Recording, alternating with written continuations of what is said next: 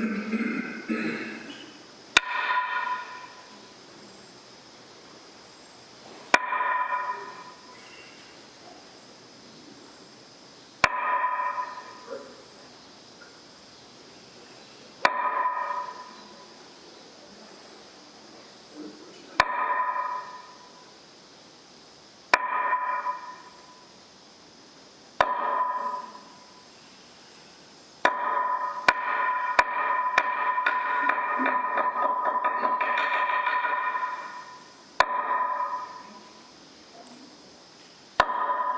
your seat.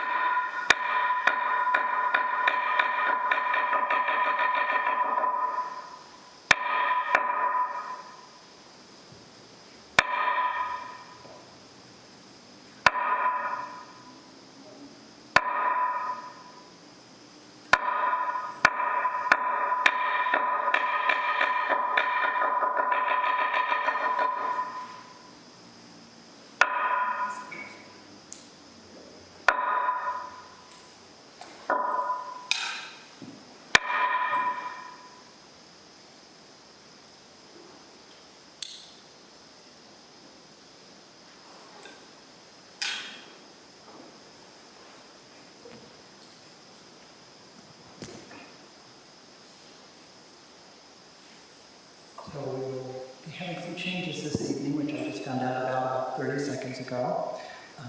Looks like we're going to be simplifying our Wednesday service. So for right now, please prepare for Zazen. If you're a visitor, and this would include you, Clarissa, or any other visitors, please take the round cushion that you're sitting on and go out to the front room to talk further with Reverend Shokai and get some beginning instruction. Everyone else, please prepare for Zazen.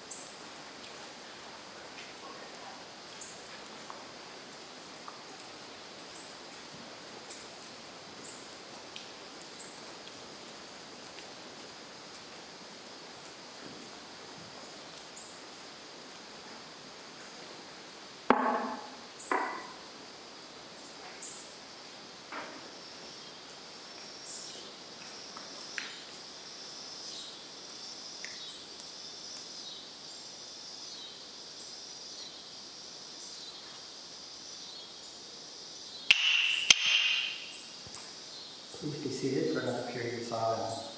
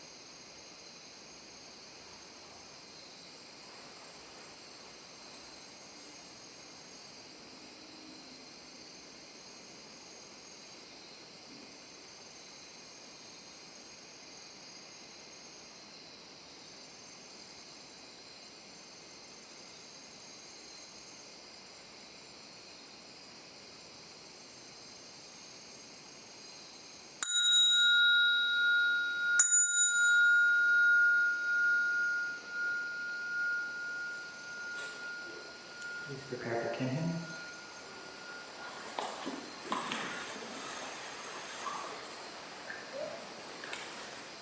At the sound of the clappers, the first and third rows will turn to the right, the second and back rows will turn to your left.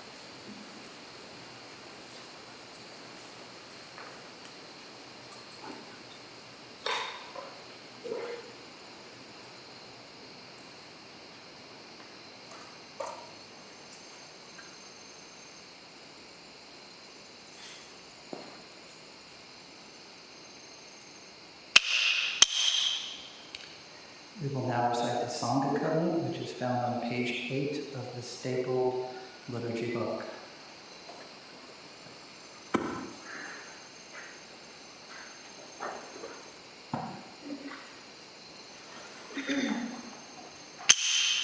We, the Daishin Kokaji Sangha, with respect for the worth and dignity of each person, with wonder at the wisdom and compassion we seek to cultivate by practice, and with deep gratitude for the teachers of this lineage and our connection to one another, covenant to support each other by upholding the precepts of doing no harm, practicing good, and actualizing good for others.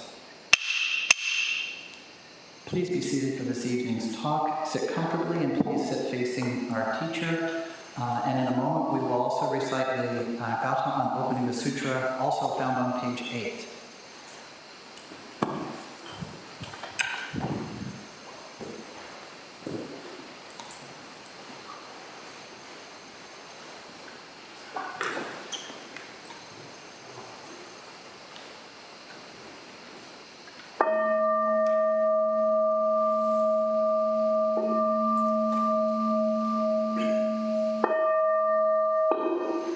Gata on opening the sutra.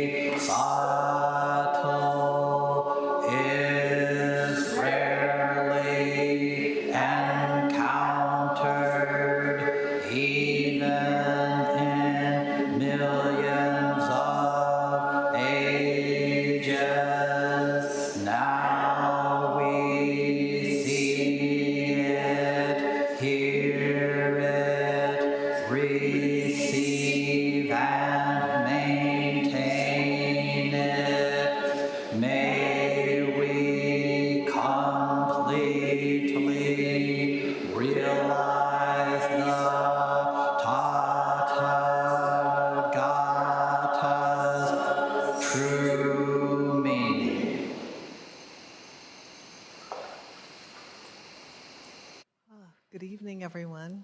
It seems almost sacrilegious for me to speak some words into this night because those cicadas are just so beautiful, and the birds.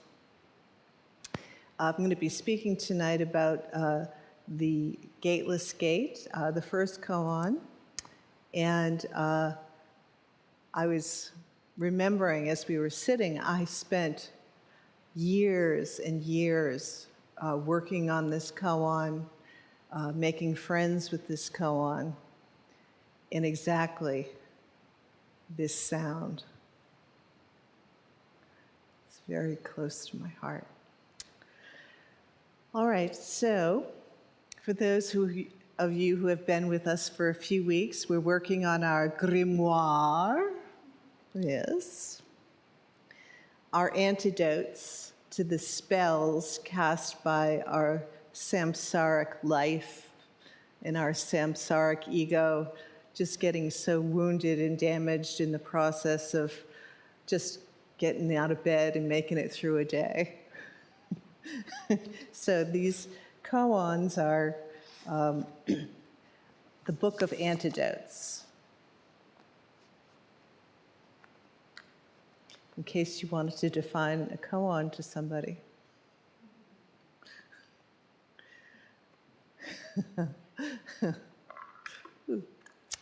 Okay, here we go. First koan. The case. A monk asked Chow Chow, "Has the dog Buddha nature or not?" Chow Chow said, "Moo." We're going to read Mumon's commentary. For the practice of Zen, it is imperative that you pass through the barrier set up by the ancestral teachers. For subtle realization, it is of utmost importance that you cut off the mind road. If you do not pass the barrier of the ancestors, if you do not cut off the mind road, then you are a ghost clinging to bushes and grasses. What is the barrier of the ancestral teachers? It is just this one word, mu, the one barrier of our faith, kind of like God, just that tiny little word, right? When you pass through this barrier, you will not only interview Chow Chow intimately, you will walk hand in hand with all the ancestral teachers in the successive generations of our lineage. The hair of your eyebrows entangled with theirs, seeing with the same eyes, hearing with the same ears. Won't that be fulfilling? Is there anyone who would not want to pass this barrier? So then make your whole body a mass of doubt, and with your 360 bones and joints and your 84,000 hair follicles, concentrate on this one word, mu. Day and night, keep digging into it. Don't consider it to be nothingness. Don't think in terms of has and has not. It is like swallowing a red-hot iron ball. You try to vomit it out, but you can't. Gradually, you purify yourself, eliminating mistaken knowledge and attitudes you have held from the past. Inside and outside become one. You're like a mute person who has had a dream. You know it for yourself alone. Suddenly, mu breaks open. The heavens are astonished. The earth is shaken. It is though you have snatched the great sword of General Quan. When you meet the Buddha, you kill the Buddha. When you meet Bodhidharma, you kill Bodhidharma. At the very cliff edge of birth and death, you find the great freedom. In the 6 worlds and 4 modes of birth, you enjoy a samadhi, a frolic and play. How then should you work with it? Exhaust all your life energy on this one word, mu. If you do not falter, then it is done. A single spark lights your Dharma candle. Mumon's verse. Dog, Buddha nature, the full presentation of the whole. With a bit of has or has not, body is lost, life is lost.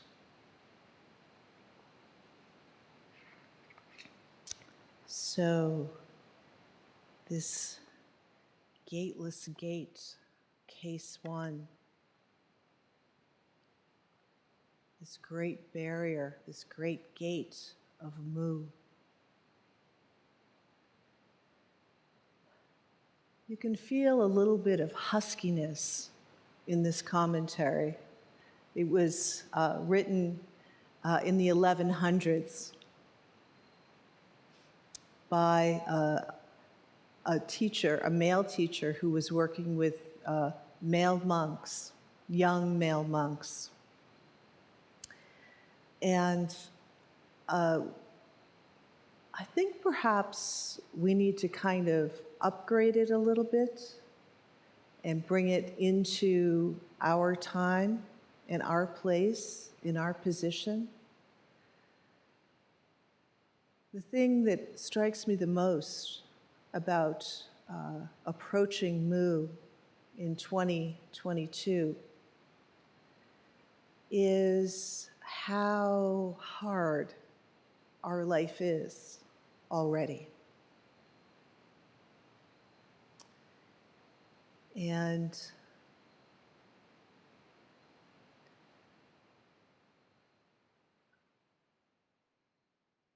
because mu is infinitely flexible, infinitely present, infinitely able to transform into whatever is arising and is whatever is arising. Perhaps our approach should be a little bit kinder and gentler. There's a passage from the Five Ranks that gives, I think, more of a sense of the atmosphere that we're actually in right now, encountering Mu. In the deep, deep, dark night, before the moon rises at midnight,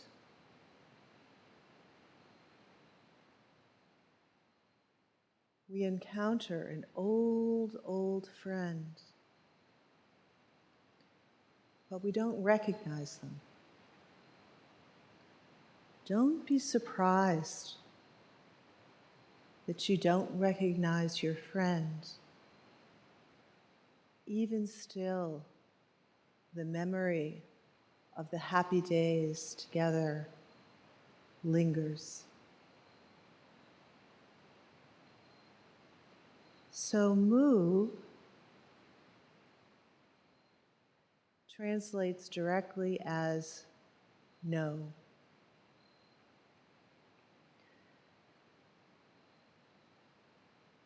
It's advised to not do too much sutra hunting when practicing Mu, but I want to give you a few pointers because I think they're good. The first thing when you hear that word no, you should think, no eye, ear, nose, tongue, body, mind, big pointer, right? This is the great no of the via negativa in the Christian tradition. This is the great no of God can't be imagined or is beyond any conceptualization. This is the no of Mu. The invitation is to recognize that each one of us is a gate, is the gate. Each one of us is Mu.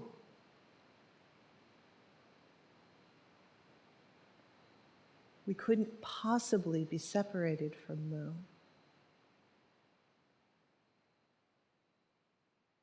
We were born as Mu, we live as Mu, and we die as Mu.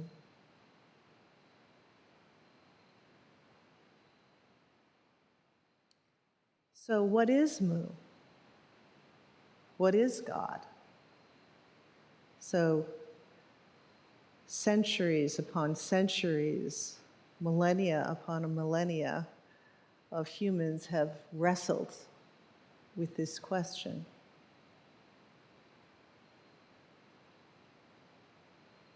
In the dark, deepest dark of the night, before the moon rises, before any light,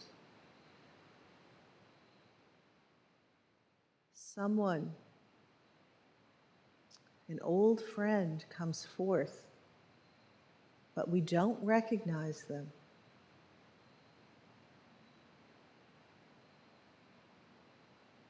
So this old friend that's coming forth is Mu. And all we have to do is just put our hand into the hand of Mu and just let Mu show itself to us. Let Mu walk through the gate that we are. This gate that we are that has a front that can be opened and closed, but no back. Can be opened from the front and closed, but no back. This gate that we are, Dogen called being time. And Mu is the friend that shows us directly how to experience ourselves as being time. It does that by being so teeny tiny, and so gigantic and vast that no matter what our mind throws up as a way to put it in a box or cage it or define it, it just goes, whoop, bigger than that, bigger than that, bigger than that, right? Not that, not that, not that.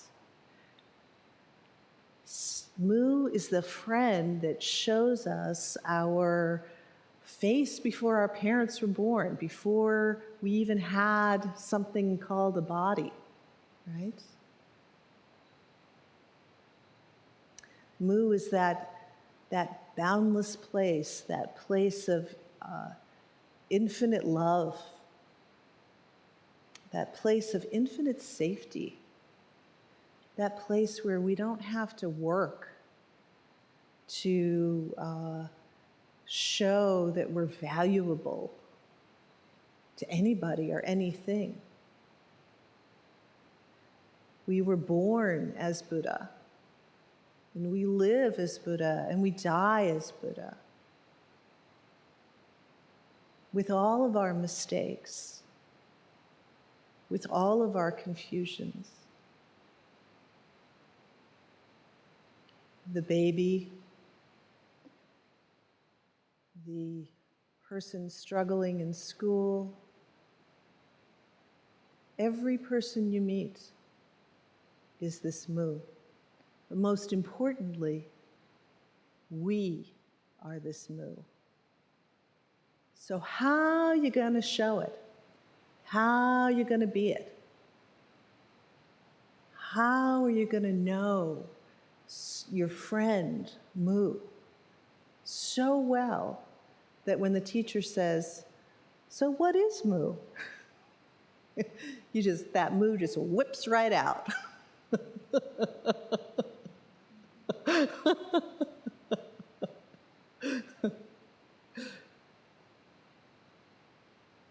I worked on Mu for about a decade. This is good. This is very good, right? This is good news.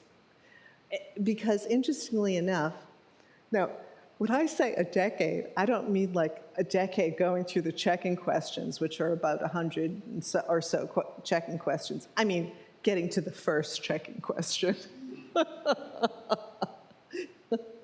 But I'm happy to tell you that it didn't matter, because as soon as you see it, and after you've had like that much like wallowing in the whatever, the muck of it, you get pretty intimate with it. So when the next questions come, you're like, boom, boom, boom, boom, boom, yeah. So it doesn't matter. Everybody gets to the same place. So I thought, I've been reading this book about Mu, and there was this one woman, Susan Murphy, and she's from Australia, and she said, working with Mu reminds her of this Celtic fairy tale. And I was like, oh, okay, let's see what the Celtic fairy tale is. And it kind of intrigued me, so I thought I'd share it with you.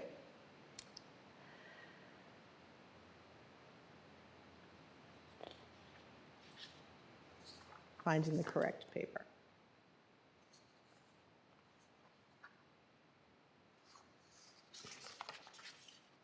Okay, interesting.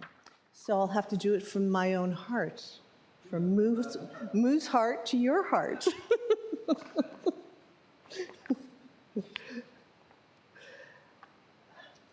So there was this young girl who was lost in the woods, and she came upon this house, and she was hungry, and it was getting nighttime, and it was getting cold, and she needed shelter, she needed food, and she was a little afraid of the dark.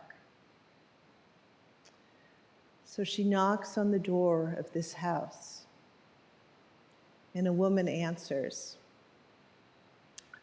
And she says, "Please, can I just come in for the night and have something to eat? I'm kind of afraid out there." And this woman looked really nice and said, "Sure, of course, come in. You can have something to eat. Certainly a bed here, but I do need you to do something for me if that's okay." And she said, "Okay, I can, I'll do anything, it's okay." So the woman said, "My son has just died, and his corpse is under the table.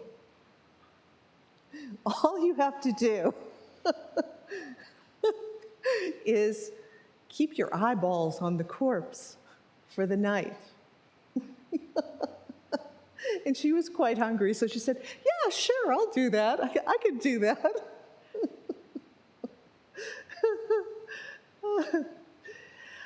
And the old woman went to bed, and this young girl, to the best of her ability, tried to keep her eyes open.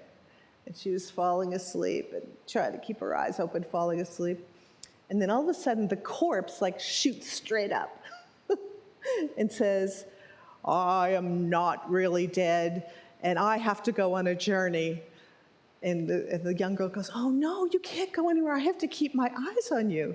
And the corpse says, "Well, okay, just come with me."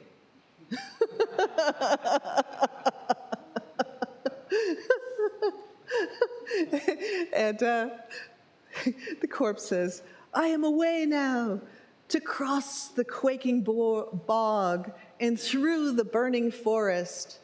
After that, I must enter the cave of unending terror and climb hills of glass and then drop from the top into the sea of the dead. Are you ready?" And she said, "Okay, I made the commitment, I've got to do it." And off they go on this adventure. And as the corpse is dropping into the sea of the dead, she's having some doubts, right? Oh, should I really do this? And she said, "No, I promised I would keep my eyes on this corpse. I can't let him go." So down she goes into the sea of the dead. And she finds a glowing green light down there.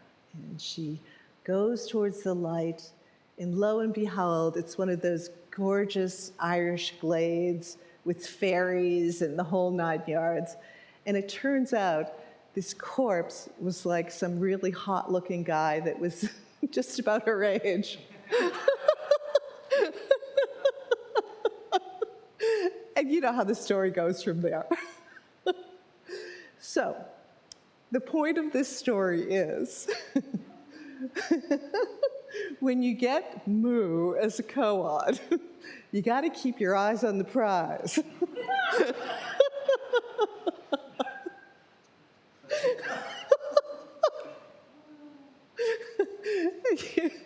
And you have to be willing to, when you put your hand into the hands of Moo, you have to be willing to go anywhere Moo goes. And of course, what happens is our samsaric mind, the way that we usually do our life, right, starts sort of like spinning, and there aren't a whole lot of guardrails, right? There's not a whole lot of information coming in when you're sitting to kind of mollify and kind of keep your mind kind of like engaged in some kind of like logical, linear pattern of interaction.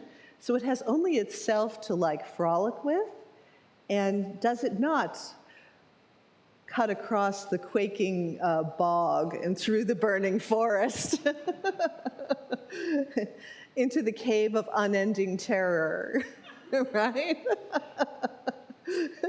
And then climb the hills of glass and drop you into the sea of the dead, right?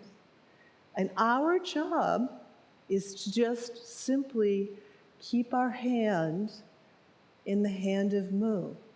And what Mu is doing, as Mumon said, is it's purifying, pacifying, enlightening, awakening, bringing this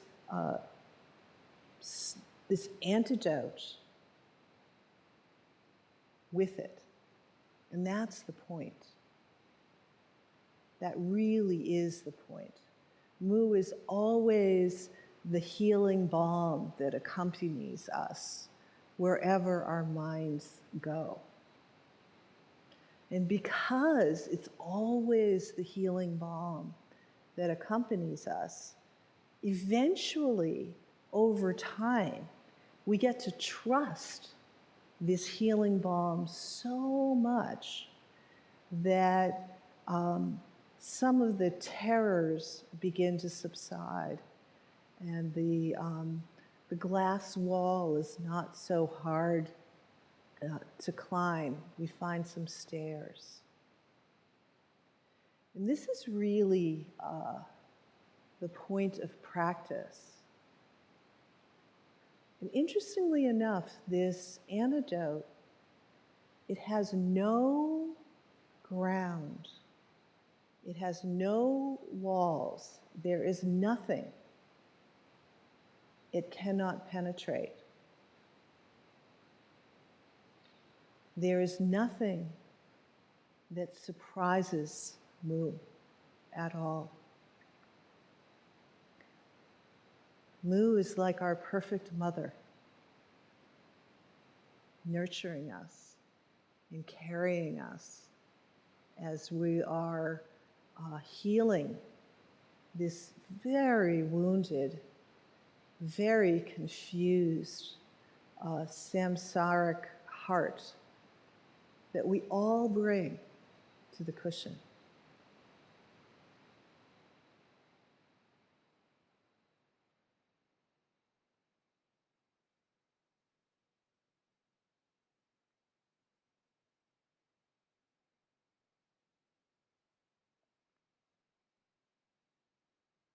A monk asked Jiao Jiao, "Has the dog Buddha nature or not?" Jiao Jiao said, "Mu."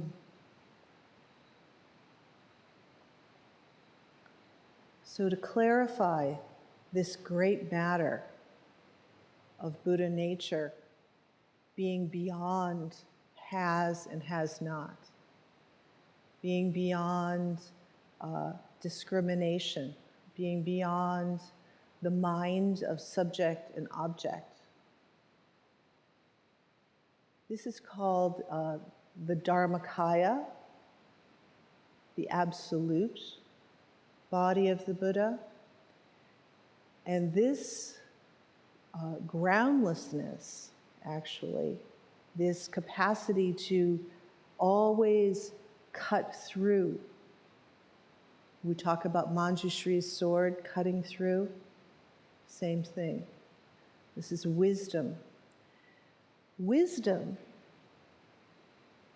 this non-dual wisdom, is actually the basis on which the Bodhisattva works. No direct experience of this groundless, non-dual suchness, you can't even say what it is really, then the Bodhisattva can't absolutely fulfill their role in their job. Because interestingly enough,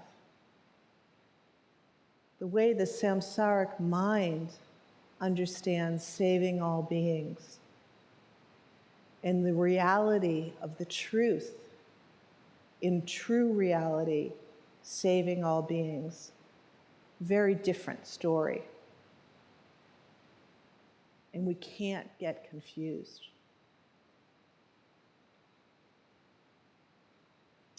Shantideva says, may I be a boat, a bridge, a lamp.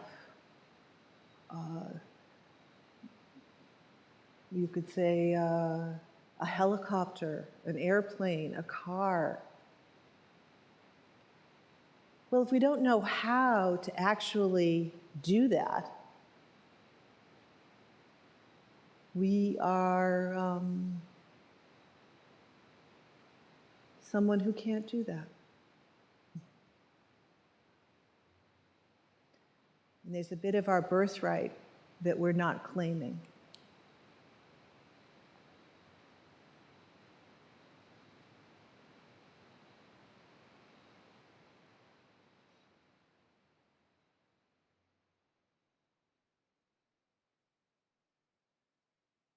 So when the teacher gives you this first koan to work on, there's usually not too much instruction, because the process of getting to know Mu is so personal, so intimate, and so unique to each person. And there's so much respect for that. And there's so much honoring of the journey that each one of us is taking.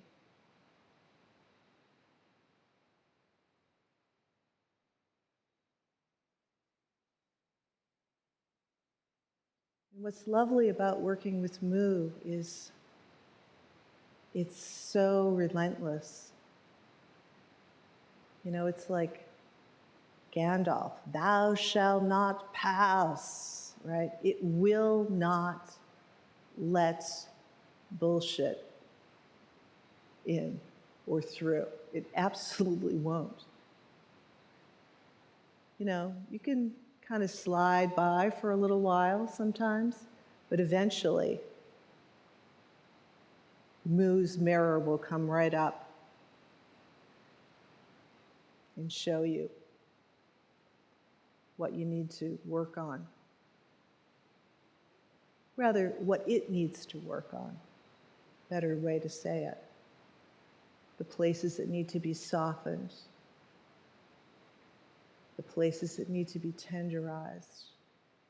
The walls that need to come down. We are so fortunate to have this ancient and totally trustworthy antidote. May we all drink and use wisely. To the Bodhisattva vows. We'll conclude with the Bodhisattva vows, which are also found on page 8 in the stapled liturgy book.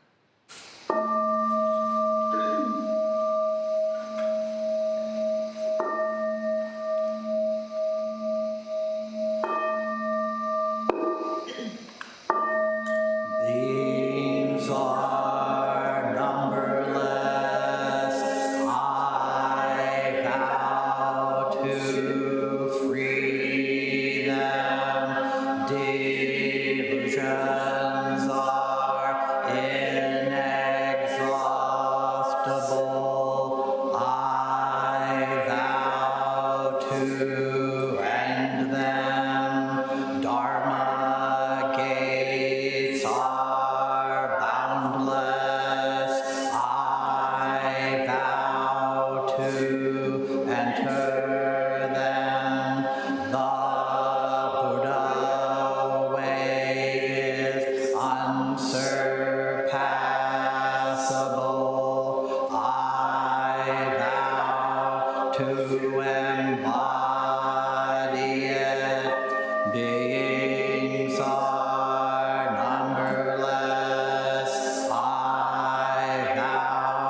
to free them. Delusions are inexhaustible. I vow to end them. Dharma gates are boundless. I vow to enter them. The Buddha way is unsurpassable. I vow to embody it. Beings are numberless. I vow to free them. Delusions are inexhaustible. I vow to end them. Dharma gates are boundless. I vow to enter them. The Buddha way is unsurpassable. I vow to embody it.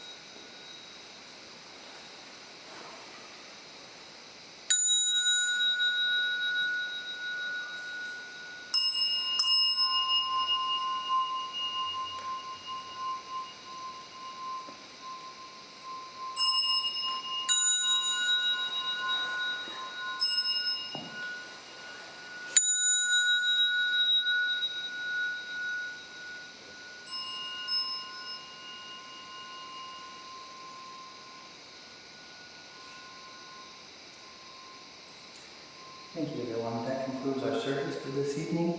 I suspect we have some announcements because we have some upcoming events, including the retreat on the horizon. Would somebody who knows dates better than I do want to say something about that? Reverend Shokai? So Shishin is not this weekend, following weekend, and I think the registration sheet is closed, but if you contact, as we say, our ACA, they can get you signed up. Then on the 24th of this month, we will have a visioning session. It's a Saturday from 2 to 5, where we are going to brainstorm the future of the temple, 5, 10, 20, 50 years out. So would really encourage you. You're being handed the talking stick, so please take it up. We might all be dead by the time we get to do this again. So there will be an online version of this, but if you can come in person, please do so. Oh, the Sangha Circle. Do you want to talk about Sangha Circle? Sure. So one feature of Ango is Sangha Circles. If you've never been to one, it's small groups of Sangha members getting together in Sangha members' homes. There will be a sign-up sheet coming to do that, and it should be a few days till you get that email. But please sign up, and yes. Is that the sign up to host? Or the sign No, up I'm sorry, the sign up to, there will be a variety of times for Sangha Circles, a variety of days. That information will be on the sign up sheet. You'll be able to make a first, second, and third choice. And they will meet 3 times during Ongo. So, he doesn't? No? Okay. Thank you.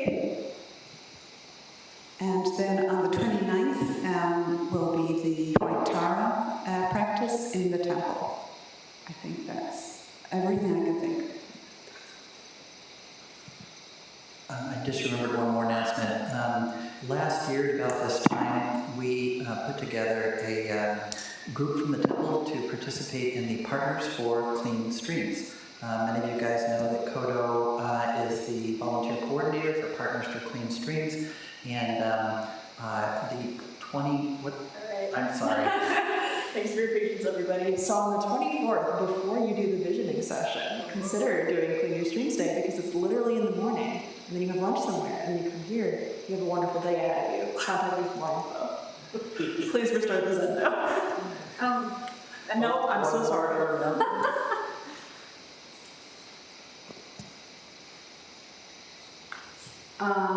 Okay, so the dinner outings that we do every month,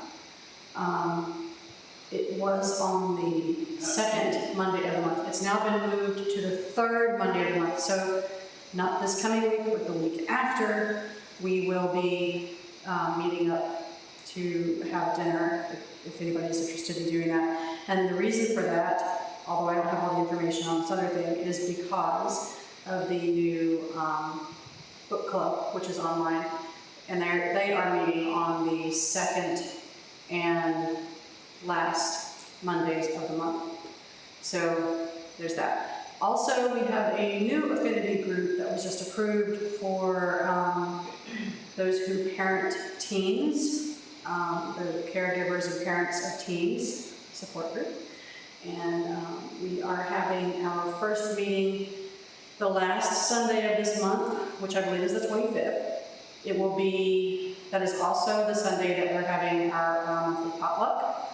So it's going to be at 1 o'clock. People might have to get their food and come back and meet with us. And it's going to be kind of a visioning thing. We already have an idea of how we want it to look, but we want input as far as what times are good for people to meet and how often they want to meet, things like that. So, yeah, and also just to kind of see where the interest is and how many people show up. And I just made an event for it on Facebook, if you're on there. So, yeah. Anyway, I think that's all I have. Thank you. I will add, we are a very busy Sangha. All of these things you've heard described will be on the website. So if you didn't catch a date or something, then yes, please look at our website. All this stuff is going to be on there. And with that,